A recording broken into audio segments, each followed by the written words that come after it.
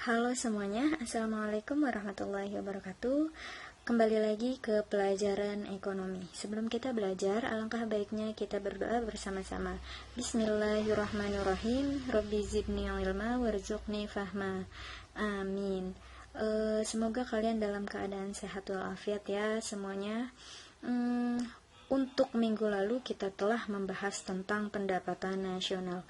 Nah, dalam pendapatan nasional bermanfaat untuk menghitung bagaimana sih perkembangan perekonomian di suatu negara dan dapat membandingkan kemajuan ekonomi antar negara. Lalu untuk minggu ini kita membahas tentang pertumbuhan dan pembangunan ekonomi.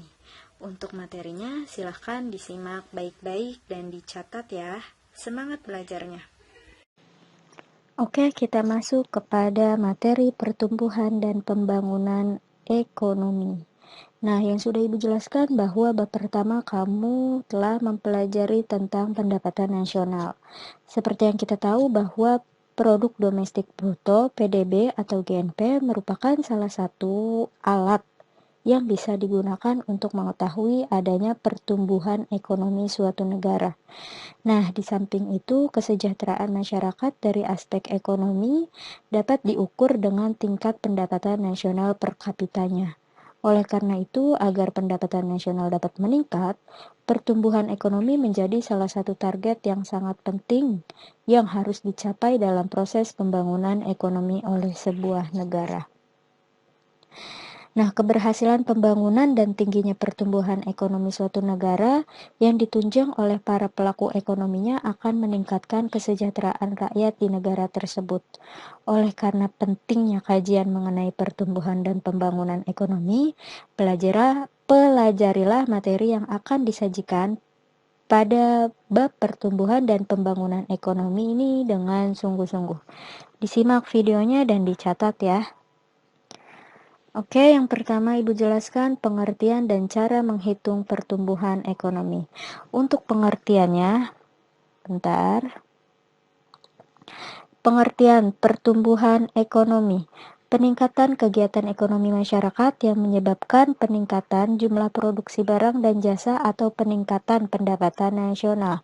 Jadi dalam pendapatan nasional dan pertumbuhan ekonomi ini sangatlah berhubungan erat atau dapat dikatakan dengan proses perubahan kondisi perekonomian suatu negara secara berkesinambungan menuju keadaan yang lebih baik selama periode tertentu. Nah, berkesinambungan ini artinya selalu berhubungan, selalu terus-menerus untuk meningkatkan dalam pertumbuhan ekonomi. Lalu selanjutnya ada indikator pertumbuhan ekonomi. Nah, indikator di sini maksudnya adalah faktor-faktor yang mempengaruhi pertumbuhan ekonomi. Yang pertama adanya kenaikan pendapatan nasional. Jika pendapatan nasional naik, maka pertumbuhan ekonomi pun naik. Lalu kenaikan pendapatan per kapita. Jika pendapatan per kapita naik, maka pertumbuhan ekonomi pun naik pula atau lebih baik dari tahun sebelumnya. Lalu ada kenaikan kesempatan kerja. Nah, kesempatan kerja ini adalah hal yang mempengaruhi pertumbuhan ekonomi juga, karena dalam suatu negara jika banyak yang menganggur, maka pertumbuhan ekonomi suatu negara itu menurun atau anjlok. Lalu adanya berkurangnya tingkat kemiskinan. Dalam pertumbuhan ekonomi sudah jelas bahwa kemiskinan itu sangatlah mempengaruhi bagaimana perekonomian Indonesia atau perekonomian suatu negara itu tumbuh atau tidak sih. Lalu ada kapital atau barang modal. Nah, dalam kapital atau barang modal ini si kapital ini sebagai alat pendorong pertumbuhan ekonomi, antara lain penambahan input material, peningkatan standar kesehatan produk, lalu peningkatan pendidikan penduduk, dan peningkatan kualitas tenaga kerja. Hal ini berarti kapital dalam pertumbuhan ekonomi berfungsi untuk meningkatkan produktivitas modal. Nah, dalam kapital atau barang modal, untuk meningkatkan produktivitas modal yang berwujud maupun yang tidak berwujud. Nah, kondisi kapital antara negara berkembang dan negara maju itu berbeda satu sama lain. Misalkan Indonesia dengan Amerika, sudah jelas bahwa kondisi kapitalnya berbeda atau modalnya berbeda. Kapital yang ada di negara berkembang, Indonesia, sebutlah Indonesia negara berkembang ya, cenderung berjumlah sedikit daripada si negara maju gitu. Lalu ada kemajuan teknologi. Dalam kemajuan teknologi ini mendorong pertumbuhan ekonomi, tidak hanya sebatas kemajuan mesin-mesin yang digunakan saja, tetapi juga perubahan dalam fungsi produksi dalam suatu kegiatan produksi untuk menambah output atau pengeluaran dalam jumlah tertentu juga. Tingkat kemajuan teknologi negara maju lebih tinggi daripada negara berkembang. Jadi sudah dikatakan bahwa tingkat kemajuan teknologi di negara maju lebih tinggi daripada di negara berkembang. Hal ini dapat menyebabkan tingkat pertumbuhan negara maju lebih tinggi daripada negara berkembang. Lalu selanjutnya ada sumber daya alam. Ketersediaan sumber daya alam tidak hanya dalam segi jumlahnya, tetapi juga jenisnya. Jadi jika suatu negara ini SDA-nya banyak, maka biasanya pertumbuhan ekonominya itu sangatlah pesat. Tetapi digarisbawahi bahwa si SDA ini bisa nggak nih si negara ini mengolahnya dan bisa mengadakan impor barang. Tidak hanya seperti Freeport. Kalau Freeport kan kita sudah kaya sumber daya alamnya, tetapi tidak bisa memproduksinya atau tidak bisa mengolah bahan barang tersebut menjadi sesuatu yang lebih berharga gitu. Lalu selanjutnya ada sumber daya manusia. Pertumbuhan ekonomi suatu negara juga dipengaruhi oleh sumber daya manusia dari suatu negara tersebut. Pertambahan penduduk sampai saat ini masih menjadi perdebatan. Terdapat dua hal yang menjadi perdebatan, yaitu pertumbuhan penduduk sebagai pendorong pertumbuhan ekonomi dan pertumbuhan penduduk sebagai penghambat pertumbuhan ekonomi. Nah, kekhawatiran ini tidak akan terjadi di negara Eropa pada saat revolusi industri pada abad ke-18. Pertumbuhan penduduk pada masa ini mempercepat terjadinya proses industrialisasi. Jadi untuk faktor yang mempengaruhi pertumbuhan ekonomi itu yang terakhir ada sumber daya manusia. Dalam sumber daya manusia ini masih adanya perdebatan nih, betul nggak sih sumber daya manusia itu sangat mempengaruhi adanya pertumbuhan ekonomi? Ada yang bilang tidak dan ada yang bilang sangat mempengaruhi. Kita lanjut ke cara menghitung pertumbuhan ekonomi. Cara perhitungannya pertumbuhan ekonomi sama dengan GDPN dikurang GDPO dibagi GDPO dikali 100%. Biasanya ada juga GDP, N-nya itu adalah 0, lalu dikurang GDP 1 dan GDP 1 gitu. Pokoknya diingat-ingat ya bahwa perhitungan pertumbuhan ekonomi itu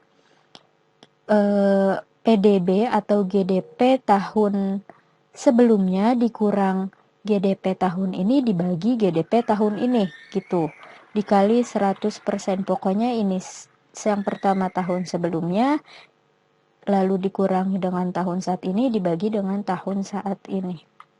Nih keterangannya GDPN, Gross Domestic Product atau PDB, pendapatan domestik bruto tahun sebelumnya, dikurang dengan Gross Domestic Product atau PDB, pendapatan domestik bruto tahun saat ini atau yang sedang berjalan. Oke? Sorry ada motor nih. Oke, kita lanjut ke contoh. Negara X selama 5 tahun terakhir memiliki GDP atau PDB sebagai berikut. Tahun 2015, 2014, 2013, 2012, dan 2011. Tahun 2015, 6.560,8 triliun rupiah. Ini dalam triliun semuanya ya. Nih, semuanya kalian sebutin, kalian catat, sorry. Nah, untuk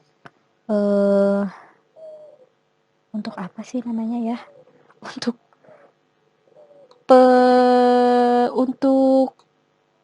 ibu kok untuk apa namanya? Untuk dimintanya adalah hitunglah besarnya laju pertumbuhan ekonomi negara X pada tahun 2015. Jadi kita diminta pada tahun 2015. Oke, pada tahun 2015. Laju pertumbuhan ekonomi GDPN 2015 benar 6.560,8 T. 2015 oke, benar 6.560,8 T triliun. GDPO 6.002,5 triliun rupiah. Nah, tadi kan kita dimintanya 2015, maka tahun sebelumnya adalah 2014, yaitu 6.002,5 triliun rupiah. Oke, dibagi 6.002,5 rupiah dikali 100%. Kita dapat hasilnya yaitu 9,3%. Jadi laju pertumbuhan negara X pada tahun 2015 adalah sebesar 9,3%. Harus berbentuk persentasi ya. Lalu selanjutnya ada teori-teorinya nih yang sudah Ibu rangkum. Yang pertama ada teori klasik. Teori klasik ada dari teori Adam Smith. Nah, si Adam Smith ini mengatakan bahwa perekonomian di suatu negara akan mengalami pertumbuhan ekonomi jika adanya pertambahan penduduk. Jadi kata si Adam Smith ini, menurut dia kalau misalkan mau mengalami pertumbuhan ekonomi, maka harus adanya pertambahan penduduk. Begitu kata si Adam Smith. Lalu yang kedua ada teori David Ricardo. Kata David Ricardo, pertambahan penduduk yang terlalu besar menyebabkan melimpahnya tenaga kerja. Dari melimpahnya tenaga kerja akan membuat upah tenaga kerja turun. Nah, berbanding terbalik dengan Adam Smith, kata si David Ricardo, kalau orangnya banyak atau penduduknya banyak, maka yang kerja itu makin banyak, tapi mempengaruhi upah. Jadi biasanya harusnya si penduduknya ada 2 juta orang, upahnya 5 juta. Tiba-tiba ada orang atau pertumbuhan penduduknya naik nih 1 juta, jadinya 3 juta orang penduduk, tapi si upahnya malah turun. Jadinya misalkan 4 juta digajinya gitu, kata si David Ricardo. Lalu ada teori Thomas Robert Malthus. Kata beliau, pertumbuhan penduduk yang tinggi akan membuat jumlah pangan yang tersedia menjadi terbatas. Nah, dalam teori Thomas Robert Malthus, kata dia ini, kalau misalkan penduduknya tinggi, maka jumlah pangan atau jumlah sumber daya alam atau jumlah kebutuhan yang tersedia menjadi terbatas. Misalkan jumlah yang tadinya 3 juta, 3 juta orang membutuhkannya bisa 5 juta bahan pangan. Lalu tiba-tiba di sini ada 4 juta naik. Nah, di sini jumlah pangan yang tersedia menjadi terbatas. Terbatasnya menjadi 4 juta juga gitu. Jadi akan menurun atau lebih terbatas. Yang harusnya kita bisa dapat 10, tahu-tahu hanya bisa dapat 8 gitu. Oke, kita lanjut ke teori neoklasik. Teori neoklasik yang pertama tadi ada teori klasik ya. Lalu teori Harold Domer. Katanya pertumbuhan ekonomi dapat dilihat dari tingkat investasi yang dilakukan masyarakat di suatu negara. Nah, kata dia ini cara melihat pertumbuhan ekonomi itu dilihat dari orang-orang yang investasi. Nah, biasanya dalam investasi itu adanya di IDX nih, Indonesian Stock Exchange atau Bursa Efek Indonesia. Dalam Bursa Efek Indonesia ini banyak saham-saham kayak saham Unilever, saham BMW dan lain-lainnya. yang dilakukan masyarakat di suatu negara. Jadi kata si Harut Domar ini, lihat bagaimana investasinya, apakah berkembang atau tidak. Kalau misalkan berkembang, berarti pertumbuhan ekonomi di suatu negara itu baik gitu. Lalu ada teori Robert Solow. Kata dia, pertumbuhan ekonomi dipengaruhi oleh 3 faktor. Yang pertama ada pertumbuhan modal, penduduk, dan teknologi. Lalu yang ketiga ada teori Schumpeter. Apa nih? Pertumbuhan ekonomi dilihat dari inovasi pengusaha atau entrepreneur yang ada di suatu negara. Nah, kata si Schumpeter ini, pertumbuhan ekonomi itu dilihat dari inovasi-inovasi para entrepreneur atau para wirausaha yang ada di suatu negara gitu. Lalu selanjutnya ada teori ekonomi historis. Teori pertumbuhan ekonomi terjadi secara bertahap. Yang pertama ada Friedrich List. Dia menyebutkan ada berburu dan mengembara, bertani dan berternak, pertanian dan kerajinan, lalu kerajinan, industri dan perniagaan. Dalam Friedrich ini menyebutkan bahwa pertumbuhan ekonomi suatu negara didasarkan pada teknik produksi dan mata pencaharian penduduknya. Menurutnya, pertumbuhan ekonomi manusia dibagi menjadi 4, yaitu masa berburu, sudah dijelaskan bahwa masa berburu, bertani, pertanian, kerajinan, industri, dan perniagaan. Jadi Friedrich List ini menyebutkan bahwa pertumbuhan ekonomi suatu negara didasarkan dari bagaimana sih mata pencaharian penduduk di suatu negara tersebut gitu. Lalu yang kedua ada Werner Sombart. Ada zaman prakapitalisme, zaman kapitalis madya, zaman kapitalis raya, dan zaman kapitalis akhir. Jadi di zaman prakapitalisme, manusia belum mengenal paham kapitalis karena masih bekerja untuk memenuhi kebutuhannya sendiri. Nah, lanjut ke kapitalis madya. Di tahap ini barulah mereka mulai mengenal uang dan menumpuk kekayaan. Lalu masuk ke zaman kapitalis raya.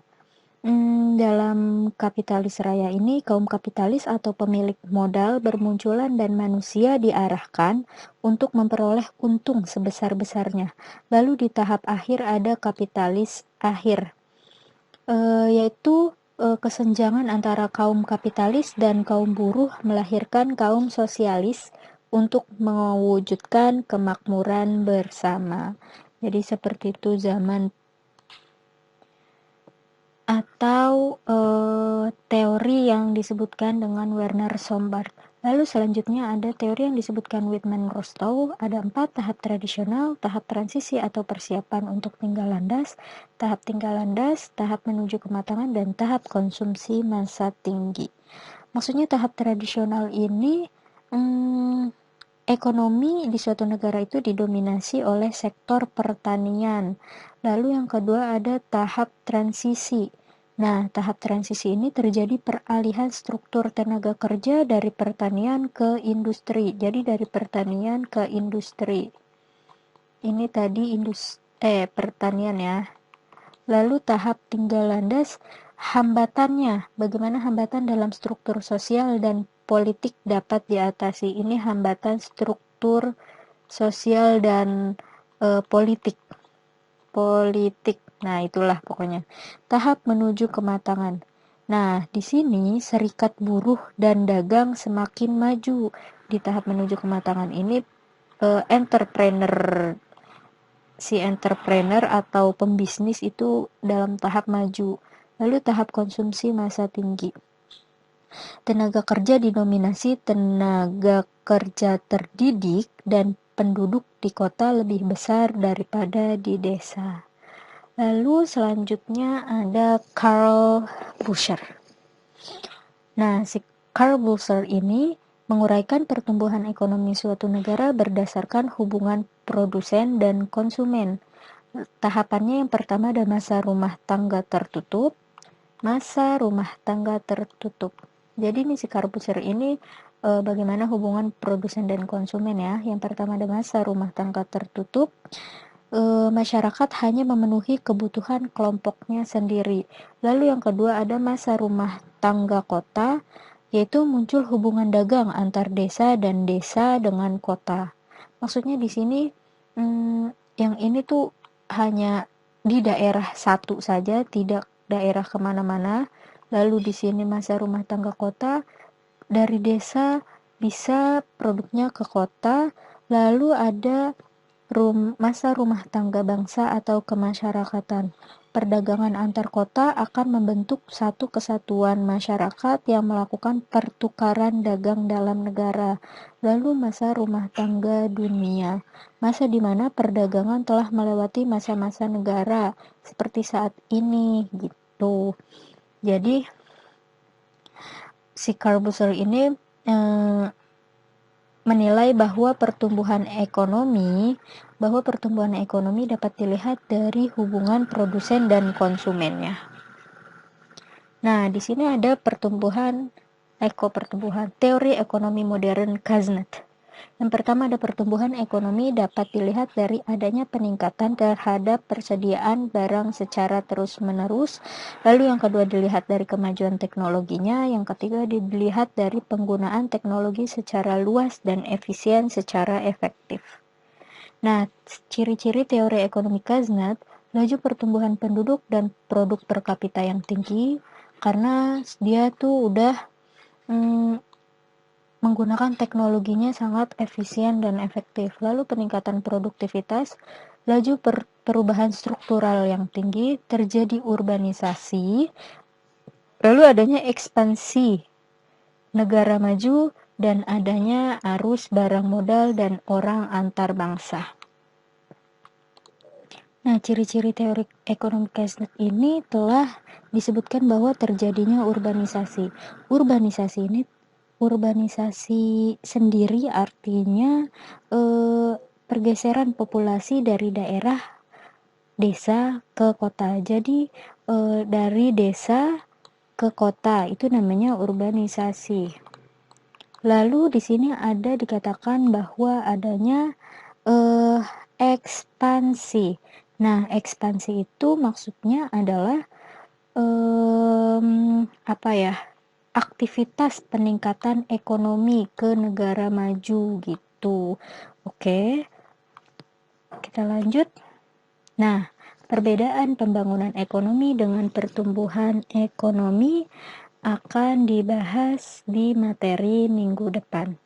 Jangan lupa dicatat dan dicek tugasnya. Assalamualaikum warahmatullahi wabarakatuh.